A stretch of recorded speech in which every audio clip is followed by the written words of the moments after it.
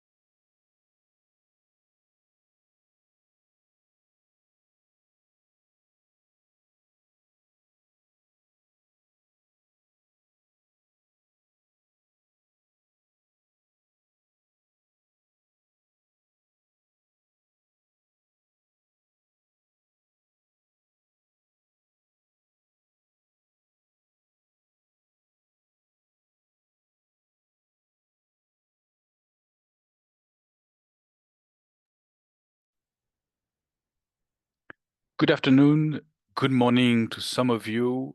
My name is Alexandre Alaphilippe, and I'm the Executive Director of EU DisinfoLab. EU DisinfoLab is a non-for-profit organization gathering knowledge and expertise on disinformation in Europe, and this is one of our regular webinars. We organize these webinars to give voice to experts from our very active community and to help sharing knowledge and raise awareness around the great work that's being done by many. Today is our first webinar of the day. Before I jump into the topic and our guests, just a few housekeeping information. First, as a disclaimer, this webinar will be recorded and the recording will be made available on our YouTube channel shortly.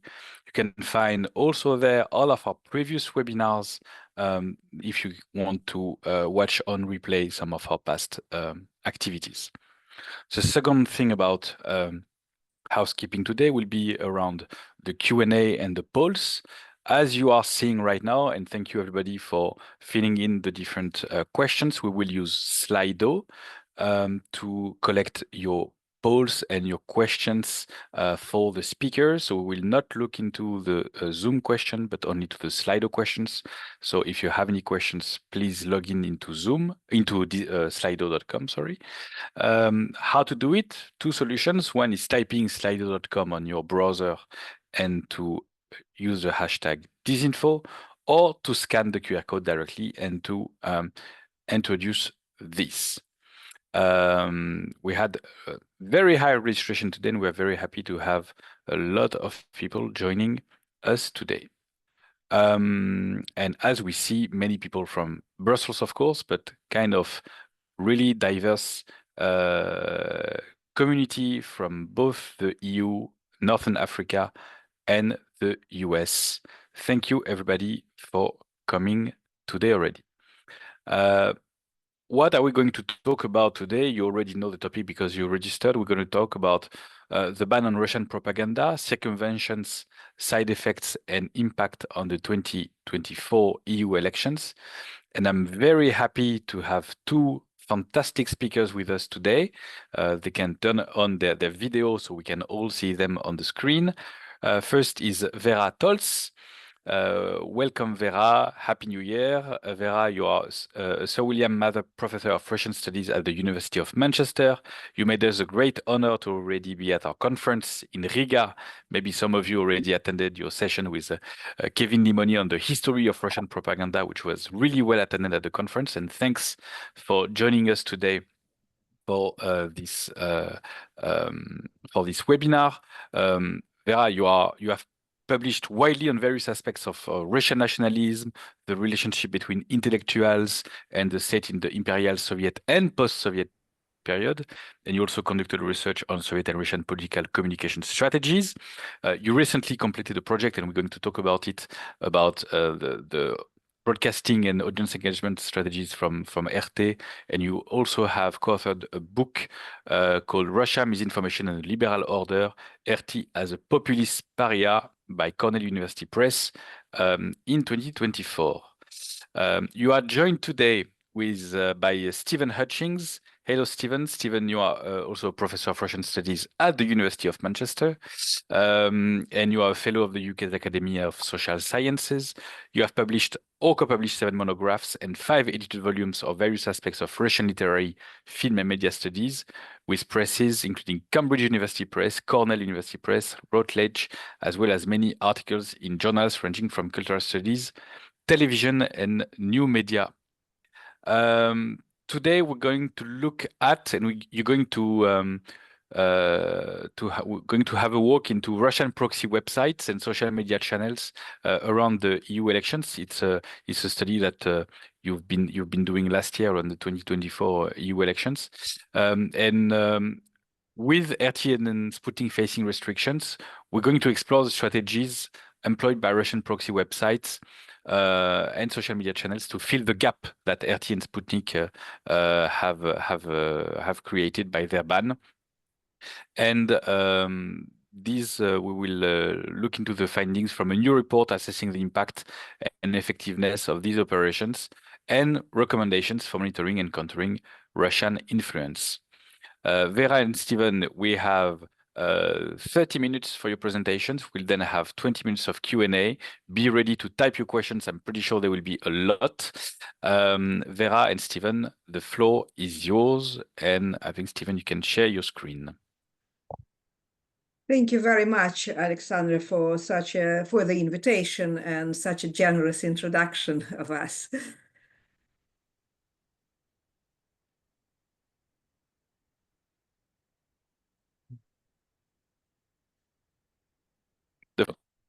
Thank you, Stephen. Stephen and I will. Can you hear me, everyone? Yeah. Yes, all good. Yep, yep. So we'll share the presentation.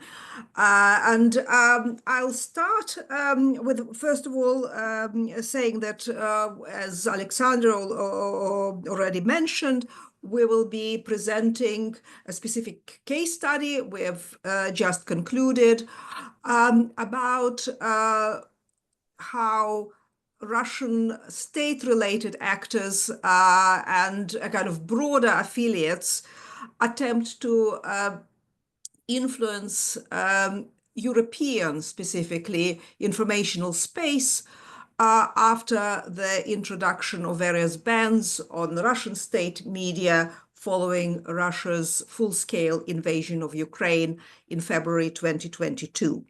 And our report will be presenting today. The findings are part of a larger project, and I'll first say a few words about this project. because I think it will be of interest to the audience. Steve, sort of new slide, please. Yes, our project is funded by Arts and Humanities Research Council in the UK, and it's we have a large multidisciplinary team pursuing an ambitious aim of developing a holistic methodology for capturing what we describe as a life cycle of disinformation. And the life cycle of disinformation, by life cycle of disinformation, we mean a complex, multi-actor, and often self-renewing process of creation, dissemination, consumption, and responses to problematic information in the digital space. And this project arose from a couple of decades of Stephen and my research, from which we came to a conclusion that people tend to believe or not believe a specific story, not so much on the basis of its factual accuracy and general veracity, but on whether they are ready or not to embrace the way a particular story is framed and presented. So, and so the perceived credibility of a certain story can vary across various boundaries of time. Something which doesn't seem credible at some point to many people would become so later on, across geopolitical and also lingua-cultural boundaries. And just to give you here one example from the current situation, that in Western countries, in liberal democracies, the Kremlin-sponsored narrative that it is the US and NATO's imperialism that is responsible for the current war in Ukraine has little traction in the Western world. It has some, but it has little traction in liberal democracies and in the West. But it has a much greater traction in the countries, not just Russia, but of Africa, Middle East, Asia, and Latin America. And the question, of course, arises as to why. And the answering of this question is very important to kind of effectively addressing this problematic narrative. Also, we've noticed from our previous research, and it informs our current kind of academic pursuits, is that historically, the term disinformation embraces or covers a very large, diverse ranges of activities, and it's very often used and start to use from the start when it was first coined in the late 19th century as accusatory practice, that people accuse other actors of disinformation. And very recently, authoritarian states such as Russia, China, Iran, and their kind of state-sponsored actors use the term disinformation in order to delegitimize, undercut the critique of their activities. And that also should inform our response to what we term disinformation. And finally, that actors who create disinformation, various kinds of malign, problematic content, of course, operate in the digital sphere where there are no kind of state borders. And so we see multiple collaborations of actors across different states, including democracies. And that, again, should be taken into account in our analysis. So it's the project goes well beyond Russia, and we have expertise there of people with this, who study the Arab world, and also with expertise in Spain, so it's a study of Latin America. But Stephen and I are specialists on Russia, and so the case we'll be presenting relates to disinformation and Russia. And then, so the next slide, please. So just for historical context, very briefly, to kind of put our case study in historical context, media scholars date the origins of disinformation in its current form to the emergence of online media, which is the last decade of the 20th century.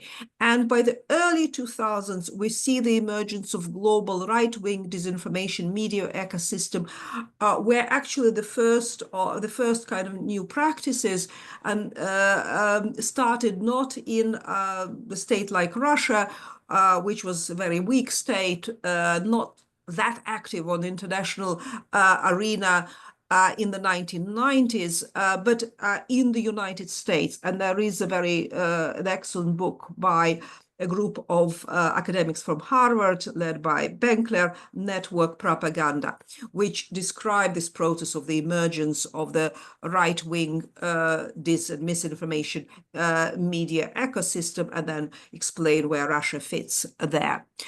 The Kremlin started to use the affordances of digital environment fairly late in 2007, and actually there was a bit of learning going on the part of Russian actors from already existing global practices of organizing influence campaigns online. And but among governments in liberal democracies, the issue of disinformation, and again specifically related to Russia, arose seriously in as late as 2014, with Russian annexation of the Crimea and a massive disinformation campaign around Ukraine, launched by Russian actors at the time, but then, of course, the US 2016 elections, where Russia's interference was well documented.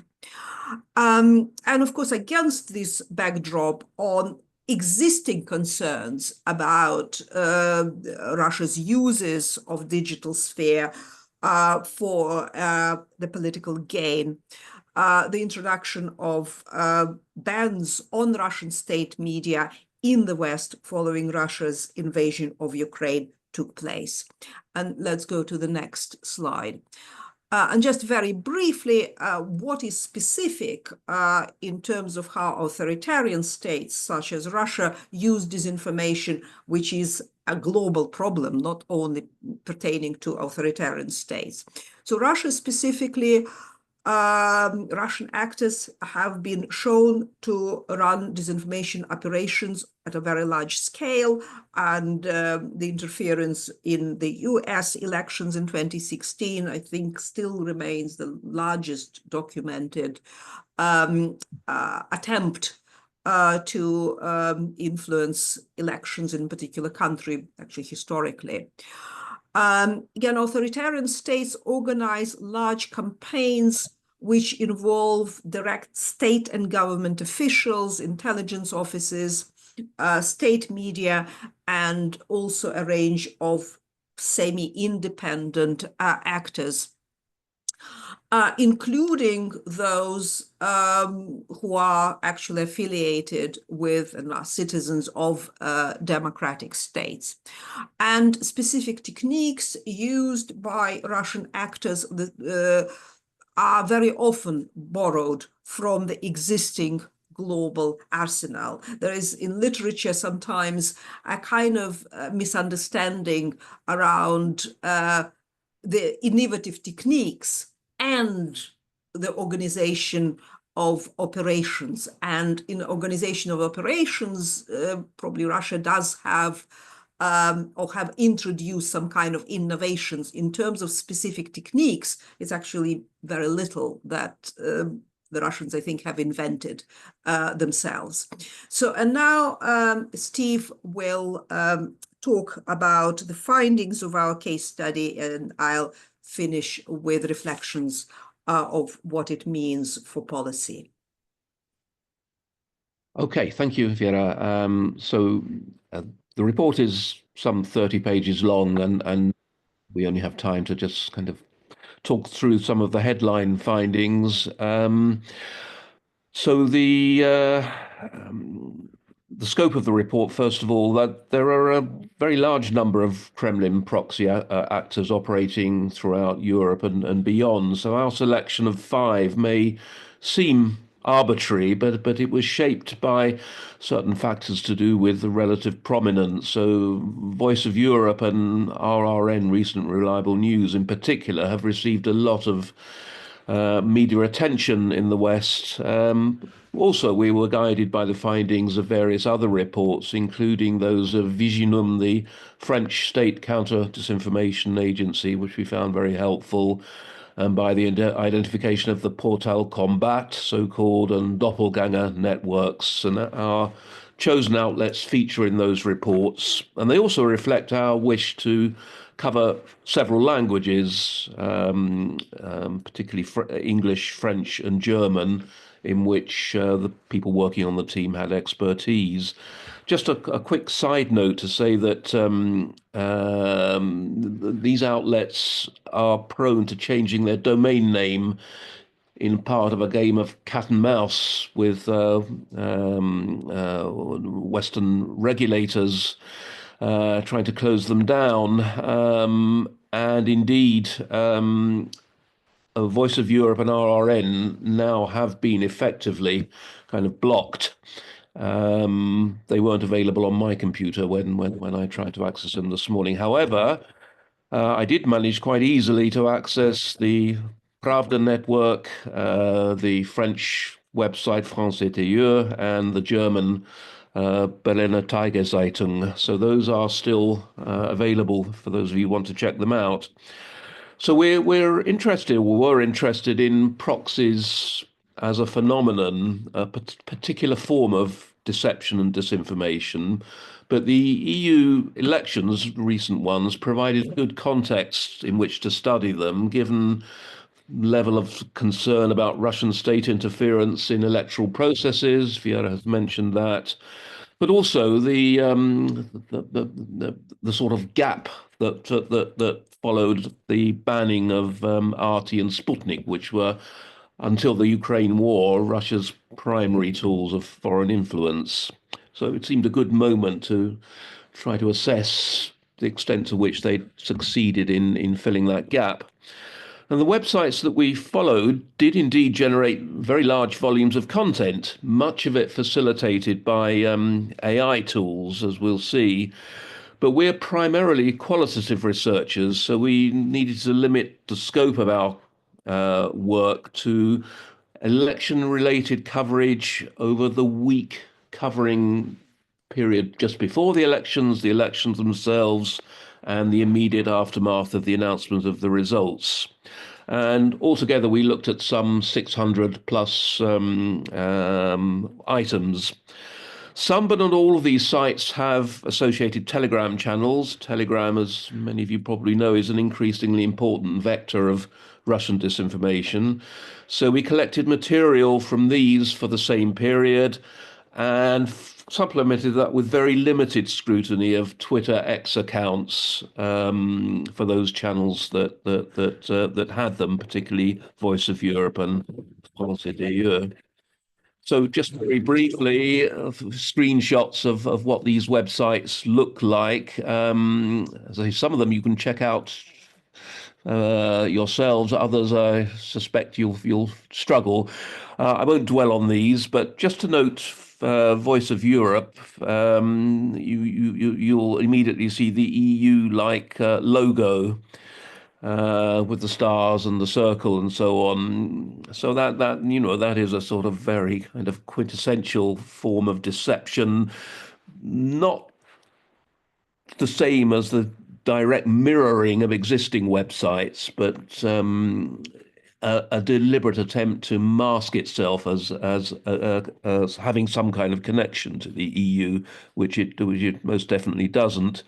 Note also with Voice of Europe the very prominent message which appears on every page, exploiting the bans and blocks to its own advantage as a means of emphasizing its kind of upstart status and its authenticity, as well as its promotion of free speech against EU censorship. For RRN, we were struck particularly by its frequent use of very provocative, often quite sensationalist imagery, and you'll see an example there on the screen. For France EU, it's perhaps worth paying attention to the efforts to assimilate the site to the local French media landscape, with tabs referring to chez nous, at home, nous, us and them. Again, a sort of an effort to authenticate this site as belonging to the French media landscape rather than having any connection with Russia. As to our methods and approaches, well, we divided the websites according to the linguistic expertise of the researchers we had available. So those of us with native English speakers looked at the English material, and Vera, who knows German, looked at the German site, and so on.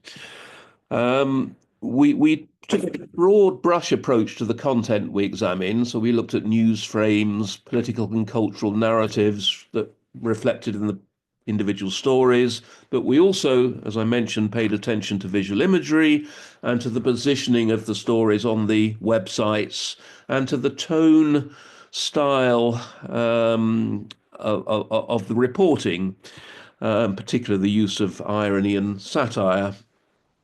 These are things that are missed in kind of large-scale content analysis type of methods. We also looked at the new genres to which various stories belonged. There is an important difference between using highly distorted accounts of events in a news report and, say, in an op-ed, where this distortion of that sort is better described as hyper-partisan bias than disinformation, and where the media outlet can insert implicit disclaimers. This is not our opinion, it's the opinion of the columnist. And these are actually important distinctions when you're using terms like disinformation. And it's a reason, again, why high volume content analysis only gets you so far. Telegram posts, however, we did gather on a large scale using open source Telegram API, and we did that for Voice of Europe, RRN, the whole of the Pravda network, filtering it for the period that we were interested in and for content that was directly related to the EU elections. Then we used a set of software when trying to gauge the sort of traction and influence of and networking of the sites we were interested in. So we used a tool called Hyphe, which can display networks of connections based on pre-identified sets of hyperlinks used by a website. So we can show the networks that they're trying to kind of integrate themselves with. But then we used Saranking and SEO software to trace backlinks from as yet unidentified sites to our target outlets. So that's one means of tracking the influence and uptake of the content generated by the sites we looked at. And that was supplemented with limited use of a tool called Information Laundromat, which is useful for matching similar or identical content right across the web. And therefore, it can help you pinpoint both the sources of news that was featured on our websites, but also the onward travel of particular narratives propagated. It has to be used with caution, as I'm sure you'll know. The internet is awash with similar news content of all kinds, and just getting a sort of certain percentage match does not necessarily signal that one source has influenced another. As to the findings, well, the proxy network of which our sites were part is most definitely large. Its activities are extensive, and the amount of content, as I've said, in some cases was massive. The Pravda channels in particular were generating, or still are generating, several stories every minute. So there's clear evidence of the extensive use of AI in trawling the web and harvesting news content for regurgitation. So various sort of sources are drawn on over and over again, including some fairly mainstream ones, including Politico and Euronews. And sometimes these are reproduced, repackaged with minimal changes.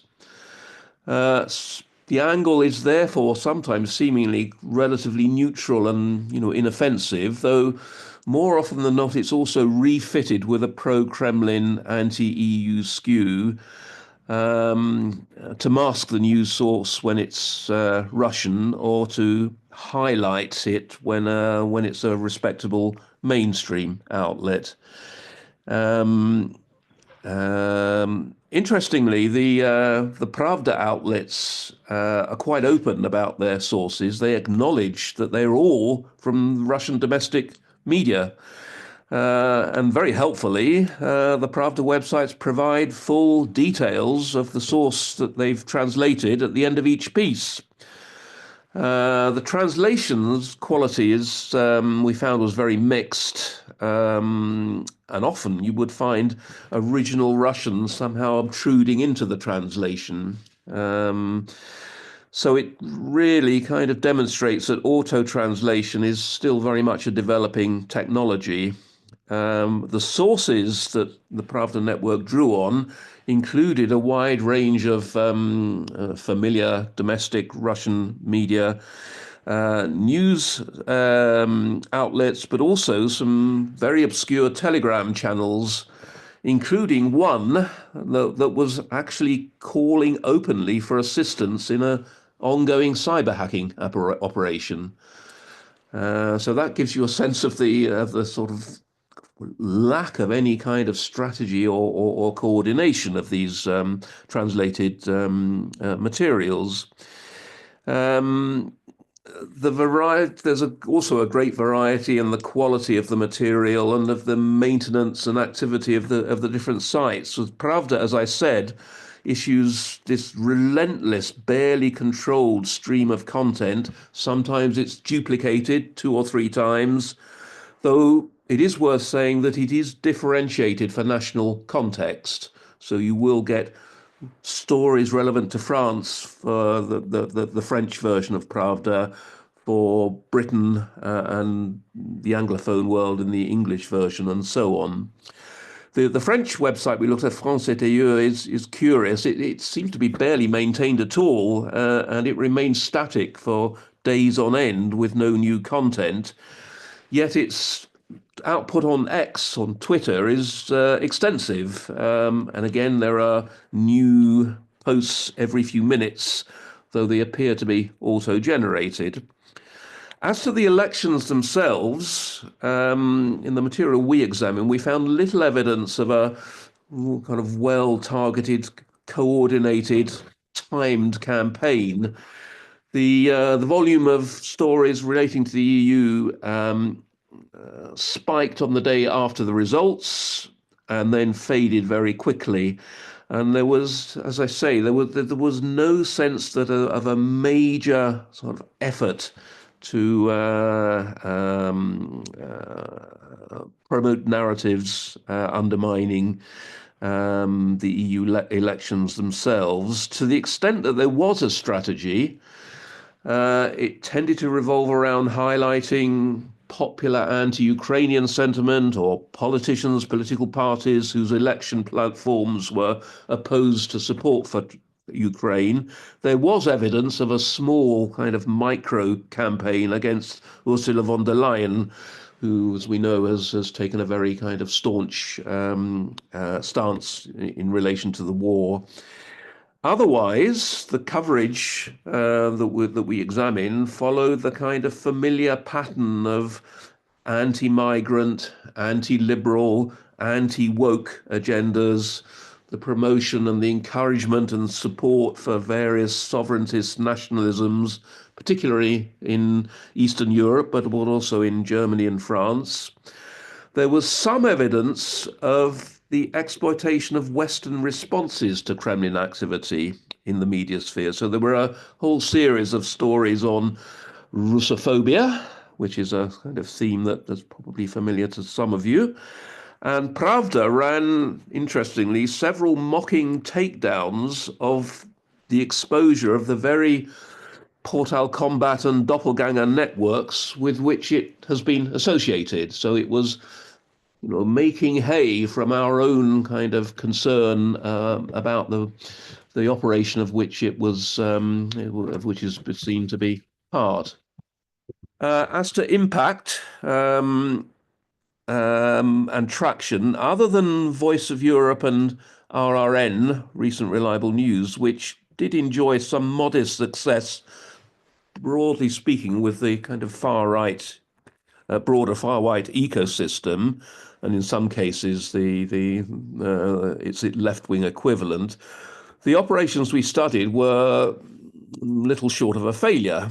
The Voice of Europe content we followed was indeed cited by some mostly fairly obscure conservative right-wing outlets, including several Islamophobic ones. And compared with the output of those Islamophobic sites and the other right-wing outlets I mentioned, Voice of Europe content was actually relatively moderate by comparison. There is a note of caution that we need to strike here. Sometimes our software tools pointed to Voice of Europe being cited by mainstream outlets, including even Radio Liberty, when in fact the reference in question was to sanctions being applied to Voice of Europe. And,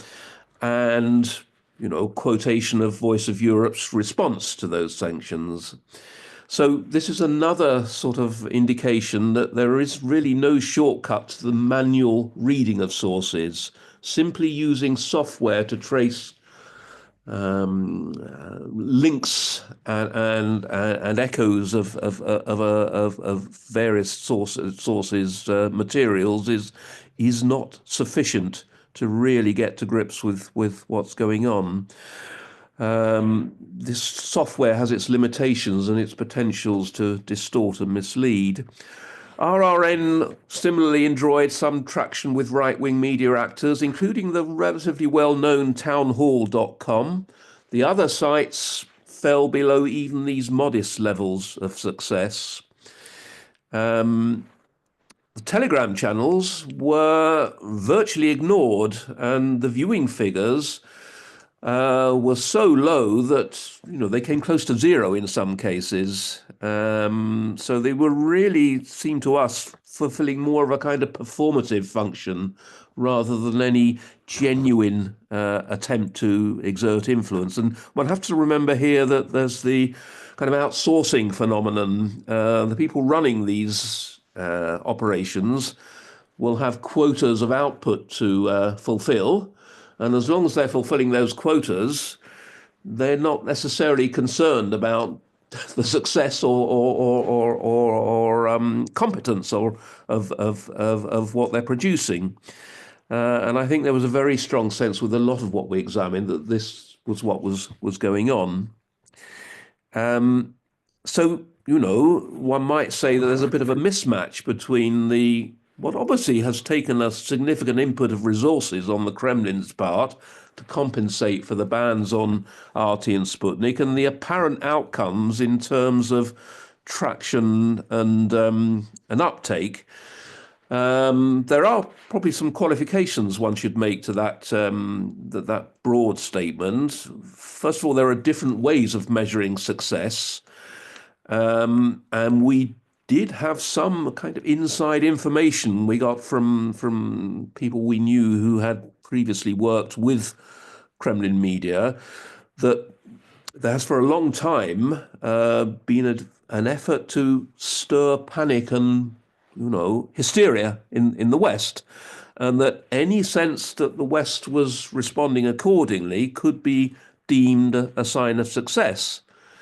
So if the idea was to create concern and generate activity by counter-disinformation units in the West and media stories throughout the Western press, then to some extent these operations have, met that criterion of success.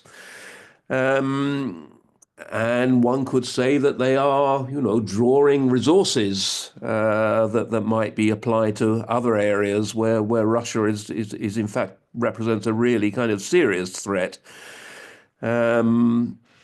This kind of overreaction can also sometimes lead to the misidentification as proxies, operations whose connections to Russia are vague, if they exist at all. The German website, Berliner Tageszeitung, is a case in point. We're still not really clear about quite what its connections to the Russian state are.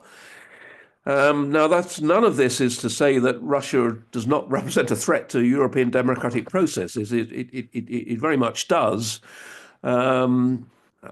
Our sense is that the threat takes much more ominous forms than the proxies that we looked at. One only has to mention cyber hacking, or indeed the buying of political influence, perhaps the most serious example of Russian interference. And indeed, Voice of Europe seems to have had a second purpose as a front for a kind of political influencing operation, as a way of laundering and hiding that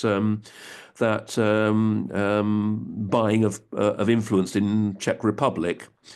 So, to sum up what we found, the replacement of RT and Sputnik by these proxies can't really be said to have worked well by any sort of standard criteria.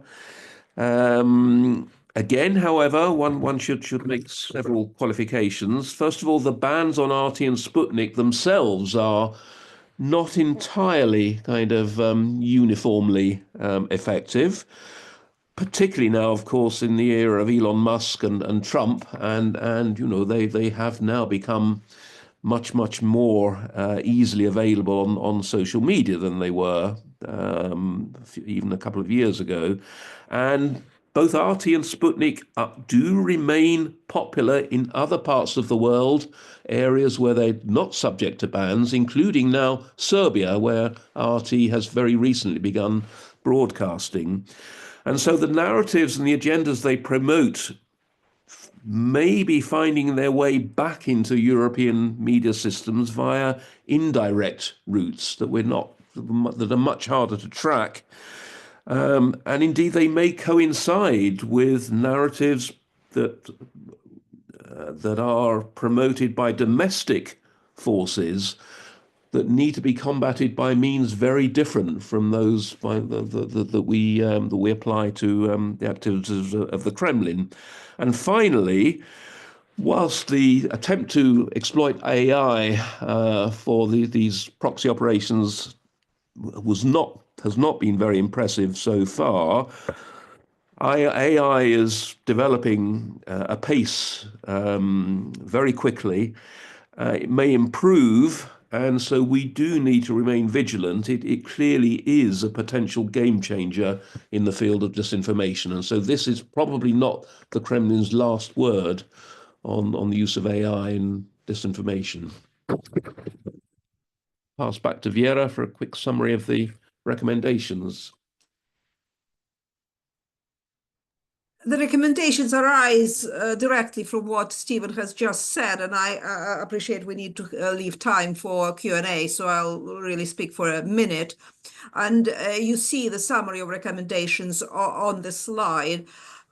So we need to actually be in the developing policy very clear as to what represents the greatest threat, and that's probably cyber attacks, and actually cyber attack aspect of Russia's interference in the 2016 elections in the United States was the most kind of effective part of the operation, much more so than the activities of the troll factory, which produced various tweets during the election.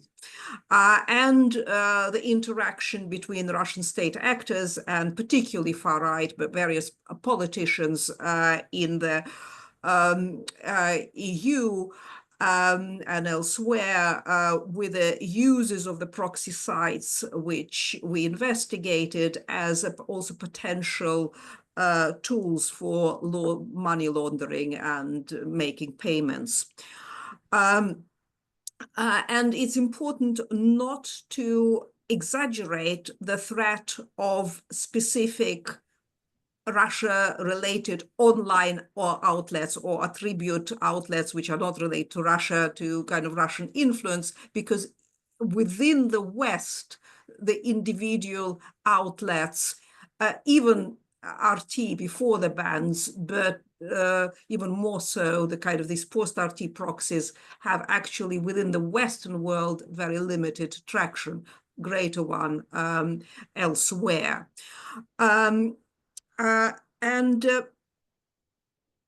Let's go to the next slide, Steve, because we need to wrap up. When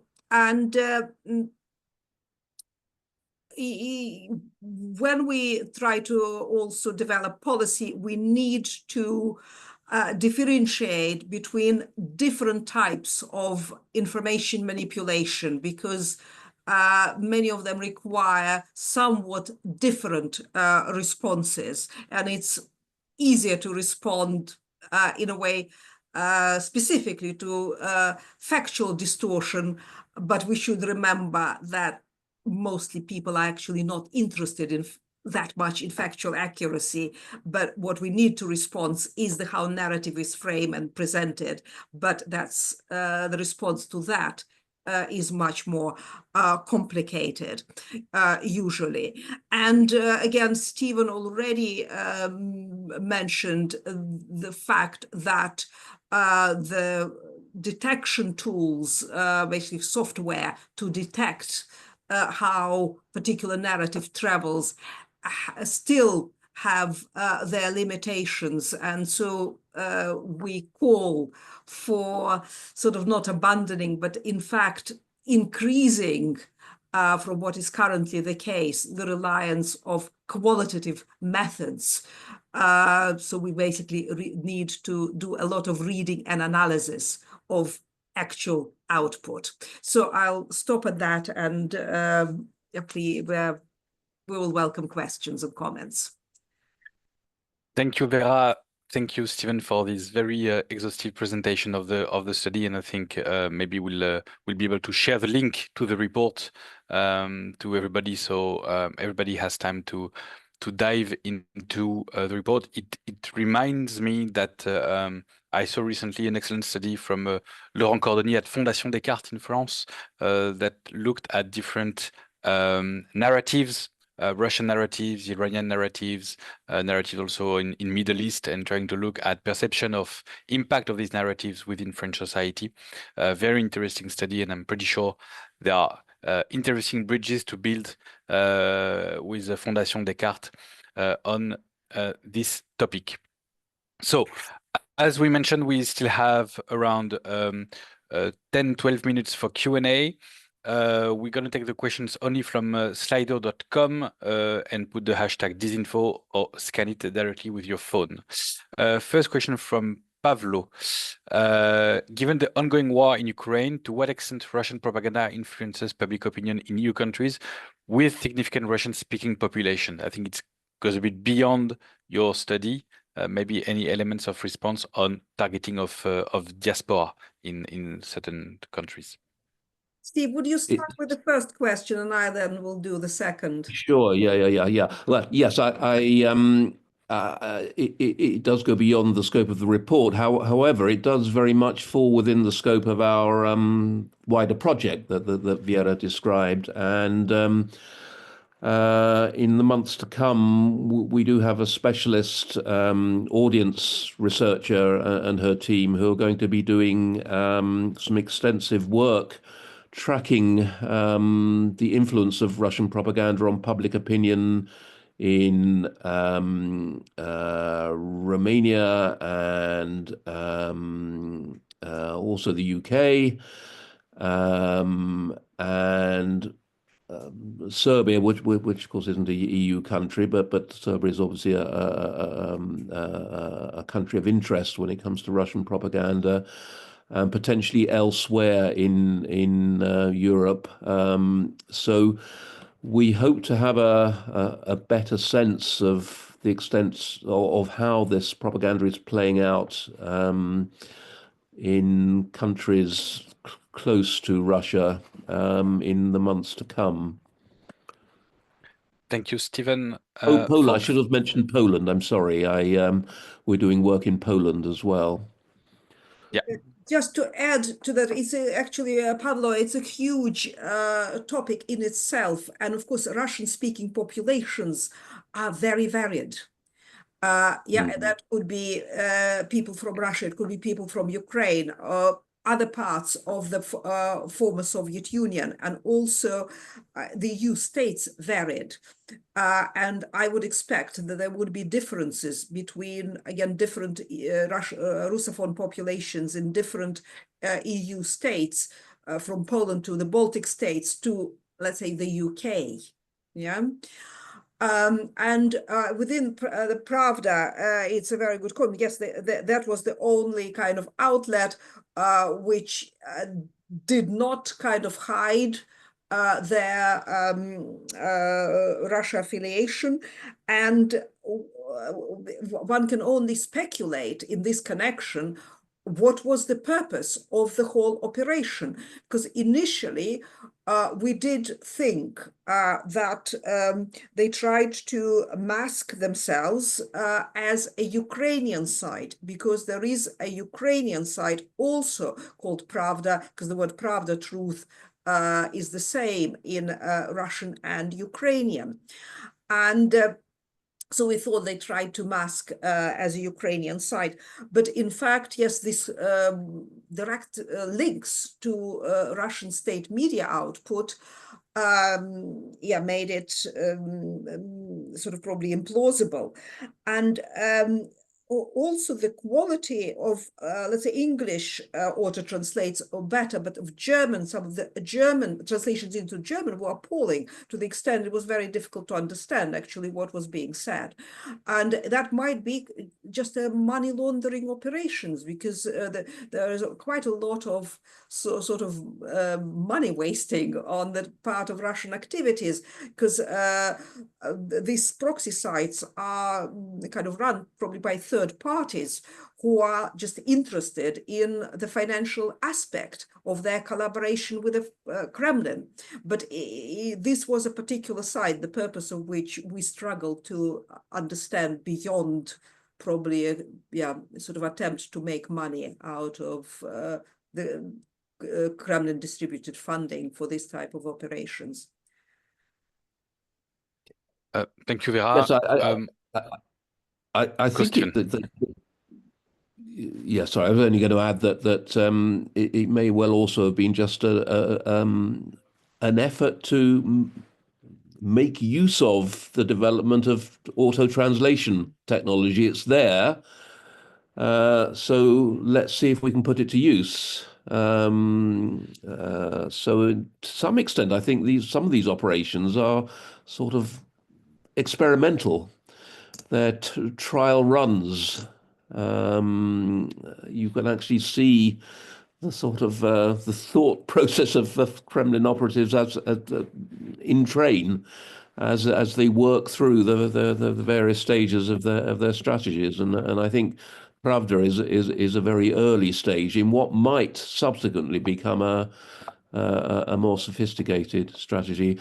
As to the classification and categorization of narrative types and themes, we didn't use a particularly kind of elaborate methodology. As I said, we tended to take a broad brush approach. We agreed on certain keywords linked to particular narratives, and that allowed us to make an initial kind of categorization, and then obviously we did look at one another's own analyses, and on that basis, we were able to agree when a particular narrative was operative and when it wasn't. So it was not we make no claims that this was a particularly kind of innovative or elaborative method of identifying narratives or frames. This was not an academic project. It was a kind of, a fairly hastily, necessarily kind of swiftly carried out project that was oriented more towards towards the policy community. So we didn't want to spend too long developing new kind of elaborate coding and classification methods. Can I answer, Steve, the question from Jennifer, which is important, that now disappeared from the slide, on whether stories about originating in Russia, which were picked up by Western media. And I'll give one example or two. One was from our previous project when British tabloids picked up stories which from RT, which probably exaggerated Russian military capability and the level of development of new weapons. And that's understandable why kind of tabloids would run this sensational story. And the exploitation by various disinformation providers, including Soviet disinformation operations of British tabloids specifically, is actually well documented. And the second is, of course, that various Western media, and that is this right-wing, in particular, media sphere in the West, and particularly in the United States, picked up on Russian disinformation about US biolabs in Ukraine, and kind of disseminated these claims, unsubstantiated claims, as credible. And in terms of the database, data sets, we are happy to, share the data sets we have, including for this particular report, with the researchers, and please do contact us. Our contact details are available on our website, and actually specific data set for this report we want to put on our website anyway. Thank you. And the question about tracking interactions, yes, it is certainly the case that all of these 5 outlets do rely very much on other Russian state-affiliated news sources to authenticate their material. So there was a great deal of kind of mutual citation and referencing. But it was of a more general quality. I wouldn't say that we identified a specific collaboration between 2 or more of these outlets. It was more the case that a general strategy is for all sources linked to Russia to make reference to other Russian state sources as a means of sourcing their news, and of course these went beyond the 5 that we looked at. So, Voice of Europe, for example, you'd quite often find references to Sputnik and RT.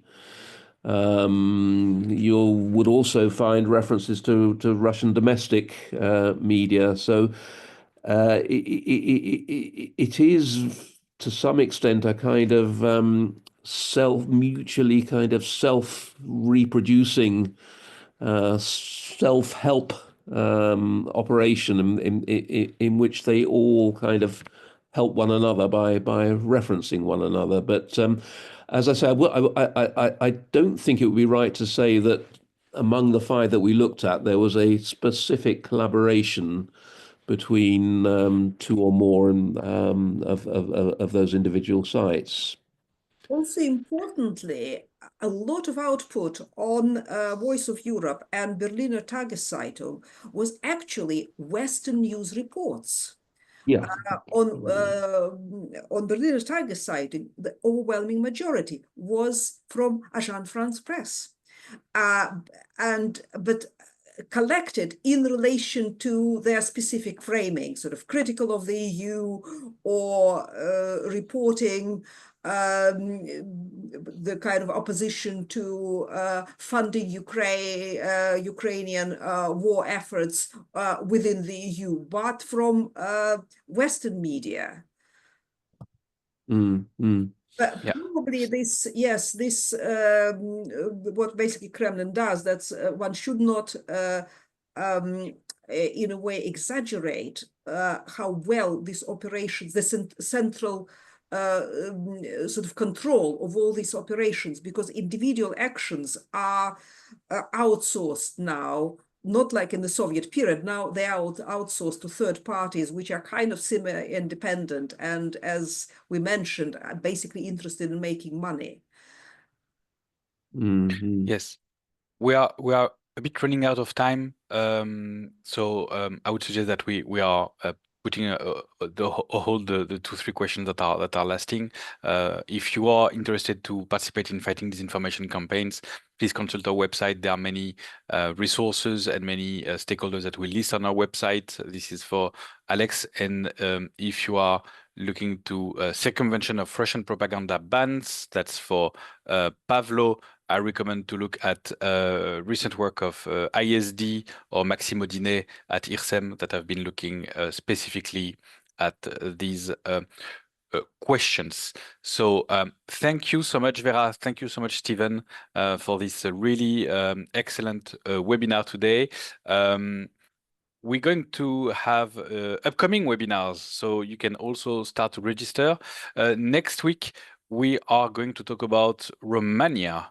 As you remember, in the last days of 2024, there was a lot of headlines in Romania about manipulation of platforms' recommender systems and surprise results. And we're going to talk next week to Victor Ili, who is a freelance investigative reporter at Snoop, which is a Romanian media outlet, and with Madalina Botan, which works at the EDMO Hub for Romania in Bulgaria. And we're going to talk about these attempts to manipulate the debate with disinformation in Romania and what are the consequences in terms of policy and the role of the Digital Services Act. And on 30th of January, we'll also have Sviatoslav Snidovsky from Open Minds on new approaches to measure the impact of counter disinformation campaigns. That is for our next webinar. So next Thursday and Thursday in 2 weeks. Stay tuned also, our newsletter is coming next week, and we're going to open very soon our call for proposal for the Disinfo 2025 conference, which will take place in Ljubljana on 15 and 16 of October. So do not miss this if you have any ideas to propose topics for presentations. And this webinar will be available on our YouTube channel ASAP, as well as our former webinar. And please make sure to follow us on other platforms, Blue Sky, Mastodon, LinkedIn, as we are gone from some of the platforms, namely X, and we are also not on Meta's platforms. You will receive a questionnaire at the end of this webinar for rating the webinar and suggest topics for the future ones. Let us know what you thought. Vera, Stephen, again, thank you so much for your time today, and have a good day, everybody. Bye-bye. Thank you. Bye-bye. Thank you. Bye-bye. Thank you. Yeah, they were excellent questions, and yeah, thank you, Yeah. everyone. Very good. Very good discussion. Yeah. Thank you.